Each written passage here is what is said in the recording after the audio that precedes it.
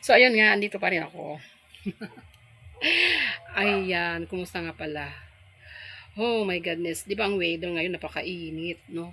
Kahit na may electric fan ka, ang init-init pa rin. Kasi ako, electric fan lang ako, eh. Wala kaming aircon. Kasi tignan nyo naman yung bahay namin.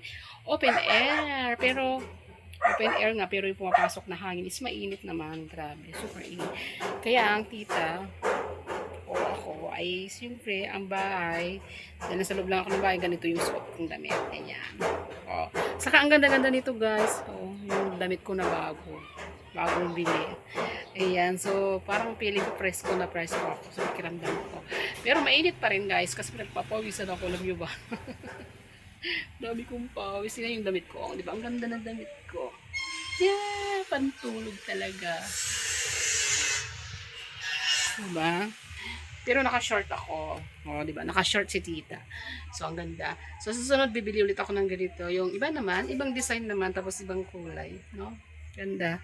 Ganda lang ng damit ko talaga, grabe. In fairness. Saka ano siya, kahit na medyo maliit pero nabibinat siya, guys. Pag sinuot ko, kasya naman sa akin kasi nabibinat. Yun nga lang malaki yung tiyan ko. Tingnan nyo, ayun maniwala, malaki talaga yung tiyan ko. Oh, ayan oh. Oh, malaki ang tiyan ko. May bilbil kumbaga. So, ayun.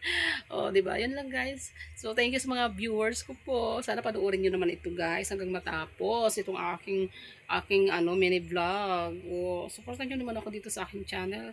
Parang supportan na rin niyo katulad sa aking mga Facebook, 'di ba? Sana ganun din dito. So, yun lang. Thank you.